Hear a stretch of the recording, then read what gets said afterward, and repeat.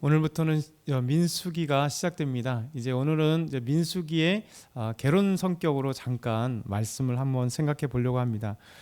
민수기 전체는 40년 광야의 이야기예요. 그래서 이스라엘 백성들이 출애굽을 하고 그리고 광야에서 어떤 일이 있었으며 그리고 요단 동편을 차지하기까지 그리고 이스라엘 백성들에게 각 지파별로 이스라엘 땅을 이제 미리 나눠주는 그 얘기가 민수기에 담겨 있습니다.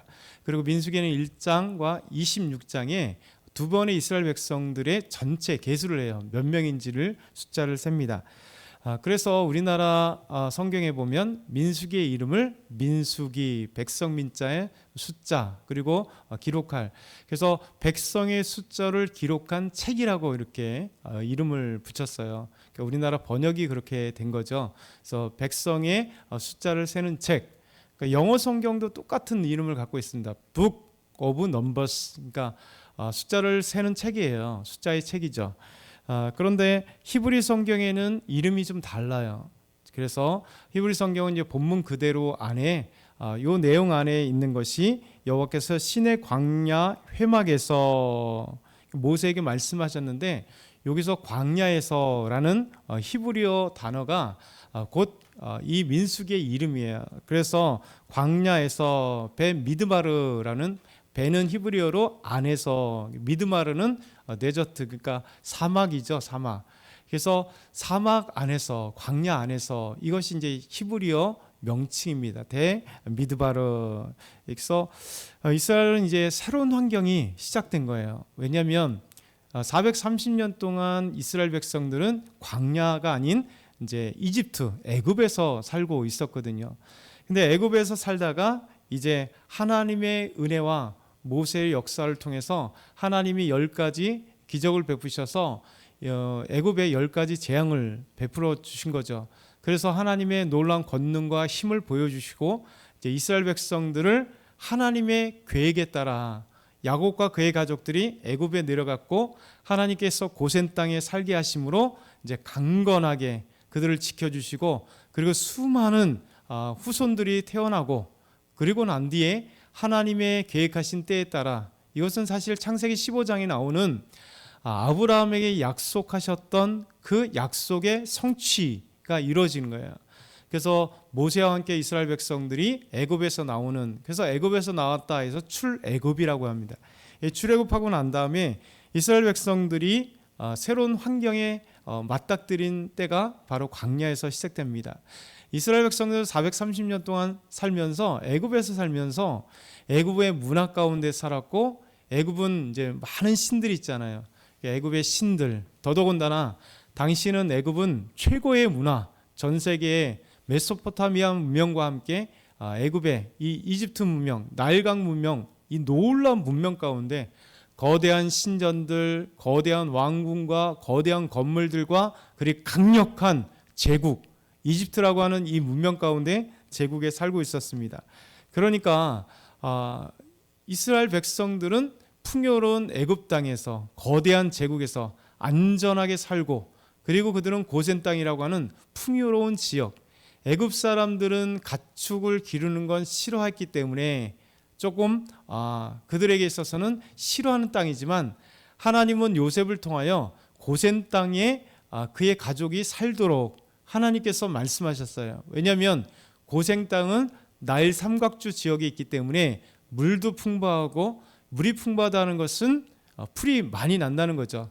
그래서 이스라엘 야곱과 그의 가족들은 다 양들과 가축들을 키우기 때문에 하나님께서 이스라엘 백성들을 안전하게 살 곳이 바로 고센 땅이에요. 고센 땅에는 물이 풍부하고 가축을 기를 넓은 땅에 그리고 풀이 아주 많았던 것이죠. 그런데 애굽 사람들은 가축 기르는 것을 혐오했기 때문에 그러니까 서로 상극인 거죠. 그러니까 이집트 사람들은, 애굽 사람들은 나일강 주변에서 얼마든지 살 수 있고 그리고 그들이 살지 않는 땅, 버려진 땅, 그들과 전혀 상관없는 땅, 이 애굽 삼각주의 나일 삼각주 지역에 있는 고센 땅에서 그들은 마음껏 자녀를 낳으면서 그들의 생업인 이 가축을 기르는 목축을 마음껏 할 수 있는 아름다운 땅에서 애굽에 살되 애굽 사람들과 전혀 관계없이 타치받지 않으면서 430년 긴 시간 동안 살았습니다. 비록 왕조가 바뀜으로 애굽 땅의 기근을 해결해 준 요셉의 그 은공을 생각하면서 애굽 사람들이 이스라엘 사람들을 잘 대해줬어요. 그러다가 왕조가 바뀌면서 새로운 왕조가 바뀌면서 그때부터 노예 아닌 신분을 통해서 그들은 많은 노역을 하게 됐던 것입니다. 어쨌든 간에 노역을 했어도 이집트 땅에 있어서는 안전하고 그리고 풍요로운 곳이고 그곳에서는 누가 자기들의 삶을 위협하지 않을 정도로 그렇게 보호해줬던 땅입니다.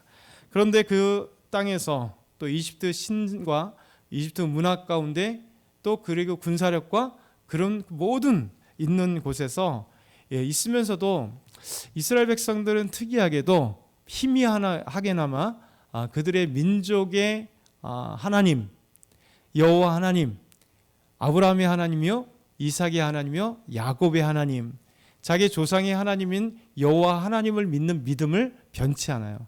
참 신기하죠. 애굽에는 엄청난 다신교 완전히 신들의 세계 속에서도 유일하신 여호와 하나님을 믿는 이 믿음이 변치 않는, 뭐 깊건 안 깊건 상관없이 그들은 하나님을 믿는 신앙이 변하지 않았습니다. 이제 그 놀라운 애굽 생활을 청산하고 새로운 환경에 돌입하게 된 거예요. 이게 바로 출애굽과 함께 시작되는 광야 생활입니다. 그래서 애굽을 떠나 광야로 들어간다는 것은 여러 의미를 담고 있습니다. 그러니까 네 가지로 한번 생각해 볼 수 있는데요. 그 첫 번째는 애굽의 모든 생활 방식을 이제 버려야 된다는 거예요. 그렇죠? 애굽의 모든 생활, 거기에는 모든 신들, 애굽에 많은 신들이 있고 애굽의 문화가 있었고 그 풍요로운 모든 시대를 다 버리고 광야로 들어간다는 것은 이제 하나님께서 출애굽시켰기 때문에 하나님과 함께하는 거룩한 삶이 시작된다는 거예요. 그렇죠? 이방의 생활이 아니라 거룩한 하나님의 삶, 하나님과 함께하는 거룩한 삶이 시작되는 것이 출애굽을 떠나는 광야 생활입니다. 두 번째는 이제 풍요로운 애굽 땅을 떠나서 아무것도 없는 광야로 들어간다는 거예요. 너무 다른 거잖아요. 비록 비동과 이 람셋을 짓는 엄청난 노동력에 시달렸지만 그래도 그것에서는 노동한 만큼 때로는 처음에는 많은 것들을 줬고 점점 식량까지 줄였지만 그래도 그렇죠? 일만 하게 되면 그냥 먹을 것은 계속해서 배급해 준 거예요. 그런데 광야로 들어간다는 것은 광야에서는 농사 지을 땅도 없고 가축 기르는 땅도 없고 정말 척박한 땅, 광야로 들어간다는 거죠. 그래서 이제 이스라엘 백성들은 애굽을 의지하는 것이 아니라 오직 출애굽시킨 그리고 홍해를 가르시고 광야 가운데 인도하시는 하나님만을 바라보게 하는 훈련을 하는 거예요. 그래서 하나님만을 바라보고 하나님께 나아갈 때 하나님께서 그들을 책임져 주시는 삶으로의 시작이 광야 생활인 거죠. 셋째는 이 광야는 훈련의 시간이에요. 금방도 얘기했던 것처럼 오직 하나님만을 바라보는 훈련의 시간. 그래서 그곳에서 하나님께서 하나님만을 바라보고 먹을 것이 없을 때 하나님께서 만나와 메추라기로 이스라엘 백성들을 먹여주시고 살려주시고 함께 하시는, 그래서 오직 그들의 신앙을 이제 애굽 땅에서는 여호와 하나님이 역사하시고 함께 하신 것을 거의 보지 못했습니다. 왜냐하면 그들의 인생 가운데 하나님이 보이지 않거든요. 그런데 이제 광야 생활은 그 훈련은 오직 하나님만을 바라보는 훈련. 그래서 먹을 것이 필요하면 하나님이 주시는 그 놀라운 은혜를 거의 45년의 긴 시간 동안 만나를 먹음으로 먹을 것을 채워주시는 분은 하나님이시고 메추라기로 먹여주시는 하나님, 물이 없을 때는 반석에서 물을 내게 하시는 기적의 하나님인 동시에 먹여주시고 입혀주시는 하나님, 공급하시는 하나님, 그 하나님만을 바라보는 훈련을 하게 된 것이죠. 마지막으로 네 번째는 하나님이 지켜주시는 거예요. 지켜주시는 하나님. 그전에는 애굽에 있을 때는 사실 노동에 시달리긴 했었으나 안전을 지켜주는 건 애굽의 왕 바로, 그리고 그의 강력하고 그리고 당시의 최고인 군대가 애굽 땅을 지켜주는 거예요. 그래서 애굽 땅 안에서 살았기 때문에 그들은 외적에 걱정하지 않았습니다. 외부 침입에 걱정하지 않아도 돼요. 누가 지켜주냐면 애굽 왕 바로와 그리고 그의 군대가 이집트를 또 이스라엘을 안전하게 지켜주었기 때문에. 그런데 이제 광야로 들어간다는 것은 광야에서 만나는 모든 대적과 싸움은, 전쟁은 친히 이스라엘이 해야 돼요. 이제는 무서운 그들이 자급으로 그리고 자력으로 살아갈 수밖에 없는 것. 그럴 때 이스라엘은 힘이 없습니다. 전쟁 무기도 없고 이제까지 한 번도 전쟁에 조직해서 싸워본 적도 없는 이스라엘 백성들이에요. 그렇기 때문에 하나님께서 광야에서 그들을 지켜주시지 않으면 이스라엘 백성들은 죽을 수밖에 없는 거예요. 그러니까 하나님이 지켜주시는 것. 그들이 첫 번째 만난 게 누굽니까? 시내산을 가는 과정 속에 아말렉이라고 하는, 지금 가나안 땅의 남부 베르시바 쪽에 살고 있었던 아말렉 사람들. 그러니까 아말렉 사람들이 좀 가나안 쪽에 흩어져 있긴 하지만 첫 번째로 그들과 싸웠던 사람들이 아말렉 사람들입니다. 아말렉 사람들 상당히 호전적인 사람들입니다. 그리고 강력한 힘을 갖고 있었던, 작지만 강력한 사람들입니다. 생각해보세요. 군사 조직이 되어 있고 무기가 있는 사람들과, 사람들은 좀 많으나 무기도 없고 한 번도 싸워보지 않고 군사훈련을 받아보지 않았던 사람들과 싸울 때 과연 누가 이길까요? 특공대가 이기죠. 졸개들 아무리 많아도 강력한 무기와 그리고 체계적인 군사훈련을 가졌던 아말렉이 사실 이길 수밖에 없는 거예요. 그런데 이스라엘 백성들이 출애굽하고 첫 번째 전쟁에서 승리할 수 있는 이유는, 그들은 아무런 힘도 없었지만 오직 여호와 하나님께서 승리하게 하신 거죠.